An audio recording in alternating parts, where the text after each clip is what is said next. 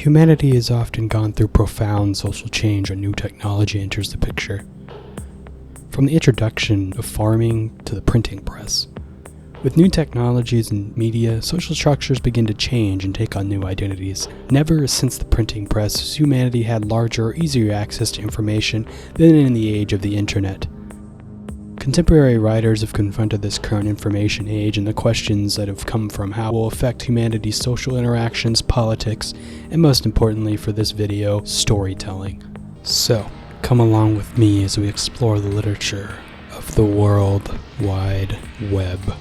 This is the history of internet literature. Before we start this video, I just want to say if you're new to my channel, please subscribe and consider turning on notifications. It'd mean a lot to me. I'm trying to get to 1,000 subs before the end of the year. And yeah, enjoy the video. Thank you. In 1993, the internet would launch to the public. In recent years, a relatively unknown communication system called the internet has exploded in popularity with such intensity that it's predicted that over 25 million people will be using it by the year 1998. There is nothing in the history of the human race that compares to the impact that the internet will have on how we communicate. For $1,000, can you tell me, what's the better rock vibe? Losing your virginity to your cousin at an Incubus concert? Or having the fattest girlfriend at the gathering of the Juggalos? Built on the backs of many different scientists, nerds, entrepreneurs, and random spurts of inventiveness, the internet would change the way the world communicated. Not only that, it changed the way we could tell stories. With the internet going public, it made posting your own literature and creative projects much easier, though it still wasn't a walk in the park as it is today. Websites would take minutes to load, and if they had a copious amount of images, even more so. Nowadays, people can upload to any number of sites or apps with a click of a button, and images load with ease. Back then though, the internet was a new and ever-expanding beast, with people pretty much just throwing things at the wall and seeing what stuck. Sometimes just for fun, and other times as an expensive entrepreneurial venture. One of these exciting and inventive ideas would be that of the web serial. Off the backs of serialized novels like Charles Dickens, web serials, or cyber soaps as they were also called due to them being inspired by soap opera dramas popular at the time, was the 90s predecessor to how we now see publishing on the internet.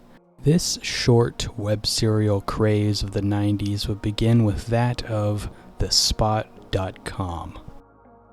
It was the 1990s. The decade of grunge, and in my opinion, the best movies. In 1993, the internet would launch to the public. With the internet, a little something called AOL chat rooms or a hive of activity. One of the people using these chat rooms be a man by the name of Scott Zakarin. In the book Digital Babylon, it's stated that Zakarin was introduced to the internet by his longtime friend Troy Bolotnick, and since then he hadn't been able to stop talking to people on AOL Instant Messenger. He stayed up into the nights, chatting with random strangers, making up phony personas because no one seemed interested in talking to the 30-something Zakarin as himself. One of these personas would be that of Tara, a 20-something woman who just got kicked out of film school. Quote, he found himself continually, almost obsessively drawn to chat rooms. He quickly got tired of being ignored by chat room habituates. No one wanted to talk to a 31-year-old male. So when the next wave of sex/age checks rolled through, he typed F23. He, or she, got inundated with IMs, AOL jargon for instant messages. Everyone wanted to know more about her, and more important, what she looked like. Scott thought of his assistant at Fattel Collins, Lori Plaxton, and more or less typed a description of her. Blonde, slim, blue eyes, film student. She needed a name. Zakarin hesitated, then typed Tara. Tara had already been claimed as the username. From then on, he spent every evening in AOL chat rooms, first as Tara, then as other characters that he invented. He gave these characters quirky, neurotic personalities. Anything to push people's buttons. End quote. It was through these personas that he started to develop the ideas for what would eventually become The Spot. He woke up in a ferry one morning anxious with the ideas that he had, and he would take these ideas to his friends and coworkers at Fattel and Collins, an ad agency he worked at, Troy Bolotnick, Rich Tackenberg, and Lori Plaxon. He pitched it to them as an interactive fiction on the web inspired by Melrose Place or MTV's The Real World. They were enamored with the idea, and as the four collaborated, the idea would only grow from there. The only problem was, they weren't really sure how they'd get it moving. And an even bigger question, how would they get the money to do so? As their ideas formed more concretely, the group of four struggled to find time to work on the site in between their difficult ad job at Fattel Collins. This would all change after Zacharin had a talk with Russell Collins, the co-owner of the company, about the spot and showed him the photo shoots for the pictures of the characters. Collins was interested immediately, as the company already had aspirations in finding something interactive on the internet, and this was exactly what the company was looking for. Collins would throw the group a few $1,000s their way, and the most important part, time to work on it throughout their workday. The site would eventually go live on June 6, 1995, and thanks to all the buzz they created about the project beforehand, they garnered 15,000 views the first day and doubled it the next day with 55,000 people heading to the site. How would you like to give Heather Locklear, Andrew Shue, or Daphne Zuniga advice on what their characters should do on Melrose Place? Well, move over, Melrose, because these five are the stars of a soap opera on computers, where you can give them feedback anytime you want. It's called The Spot, and it's the first interactive episodic series on the worldwide system of connected computers known as the Internet. And here's how it works. With all this talk about how the site began, what was the story even about? Due to the Spot not being around or active anymore, most of this information is taken from what I could read through the Wayback Machine and not completely thorough, as some of it's lost. The story would unfold with the characters posting fictional diary entries of whatever they did that day, mixed with enough plot to keep the website goer hooked. It basically acted as a reality TV show like Big Brother, but in a literary form akin to the epistolary novel. While the characters of the series weren't real and all were made up by Zacharin and co., many website goers at the time were caught between believing it or not. One person even went to the city that the supposed Spotmates lived in, but found no house. Adding to this debate among them, the Spot had a lot of interactivity involved, as it had its own message board where people could actually talk to the characters of the Spot. Speaking of these characters, who are they? Well, there's Tara, the original web persona that inspired the site, and fittingly also the first person to have an entry on the site. Michelle, who apparently has a body that could kill. Jeff, who's sort of an introvert early on in the Spot story, and Lon, who's an aspiring actor and kind of a brash, confident type. Also, there's Carrie, who's a naive, sweet, and nice type of character. There's also a dog named Spotnik, who had his own entries on the site, which I kind of think is hilarious. Other than that, there would be a revolving cast of characters, some like Jordan that would stay longer, or just guest characters that would make an entry or two before parting. The website would tell its story over a period of about 2 years, with daily diary entries posted by each of the characters, so the reader got an idea for each of their personalities and multiple different reactions to whatever daily occurrence would happen in the Spot house. Much of it would begin rather mundane, with them doing regular everyday things like work, dinner, etc., but would spiral as something set one of the characters off, almost in a reality TV drama sort of way, which makes sense due to what I was inspired by. There would be a mix of love triangles, bad relationships, breakups, etc. The entries constantly played on the fact that the characters insisted that they were real people, which in the early days of the internet was a more difficult thing to disprove, as people weren't used to ARGs or hoaxes like they are now. This even predates the very famous Blair Witch Project's marketing website by at least 2 or so years, which I think is pretty interesting. A huge plot for the series would be after the first year, when they would kill off one of the main characters, Tara. It would begin in March of 1996 when she stopped making posts on the site randomly, with the Spotmates confused as to where she went, until eventually, at the end of the next month, it would be revealed that she had died.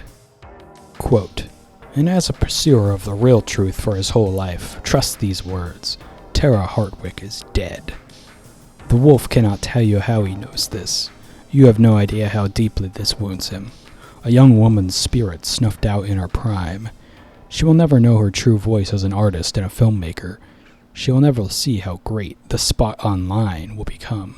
She will never get to express her deep and passionate love for the wolf. Okay, maybe the past reporting of events between Tara and the wolf were somewhat exaggerated and misleading, but the bond of friendship between the two was never exaggerated. End quote. To kill off a main character and inspiration for the series to begin with was a bold choice, and one that was made due to the real-life problems occurring at the time within the company, which I'll discuss later.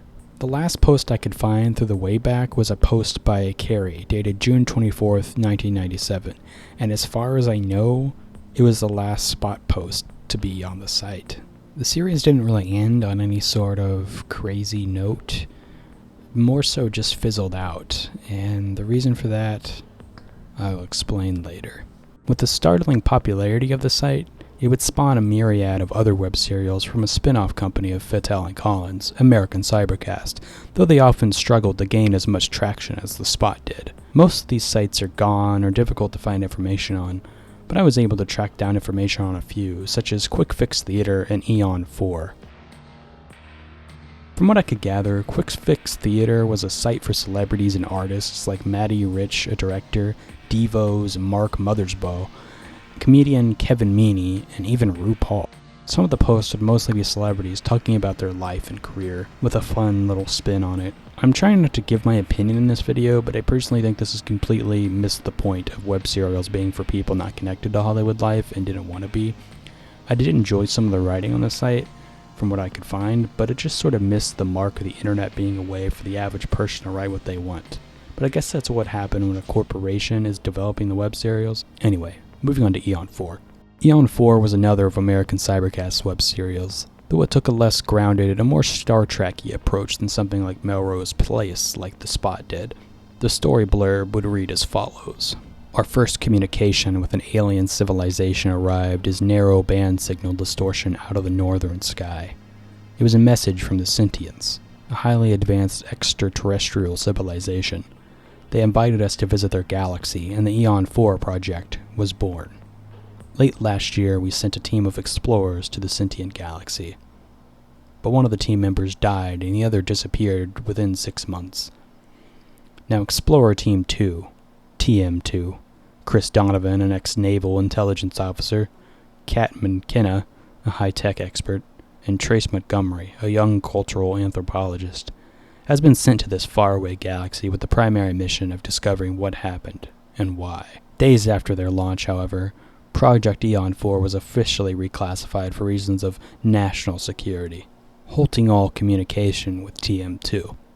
Meanwhile, back on Earth, Cam Fletcher, a radio astronomer, learns from a mysterious stranger that our government may be covering up more than the shutdown of Project Headquarters. Cam embarks on an investigation that spans the globe in hopes of discovering the truth about our connection to sentience. As an interesting sort of X-Files story, it was pretty good, but the site would only last about 6 months from May 15th, 1996 to January 3rd, 1997. But why did these web serials end so abruptly? Well, to explain that, let's talk about the company that ran The Spot and other sites, American Cybercast. During late 1995 and early 1996, tensions between Scott Zacharin and American Cybercast would grow, eventually culminating in him leaving the web series. It's a tale as old as time at this point, corporations getting in and ruining the creative aspirations of the smaller people. After Zacharin left, fans would notice a more superficial quality to the writing and interactivity of the site. This is also around the time when they launched Eon 4 and other web serials, but despite getting sponsorship deals from Apple, Intel, and Visa, this wouldn't be enough to keep the company afloat. By 1997, it was now quite clear to American Cybercast that running multiple web serials at this time of the internet was a costly and not very financially profitable venture, costing the company an estimated $6 million for their first year in business. After business deals went through and no advertisers wanted anything to do with them, American Cybercast fell into chaos. The company would file Chapter 11 bankruptcy in 1997, and along with that, they would lay off 25 of their 40 employees, some of those being the writers of the spot. Due to this, the web serial would never have an official ending, culminating in the cliffhanger that I mentioned earlier. Other shows would also be discontinued by the company, like Eon 4 and Quick Fix Theater. Where does that leave the web serial from here? After American Cybercast went under, advertisers wanting nothing more to do with the web serials, and many others trying to do what the spot did, struggled financially. Despite this, people in niche communities persisted because people in these communities, it's not about the money or the fame, but the freedom to create and share with others like themselves. Sites and forums would be places where regular internet goers could get together to share their own writings, like fanfiction.net that would launch in 1998, or 4chan in 2003, which is especially important for horror fiction on the internet.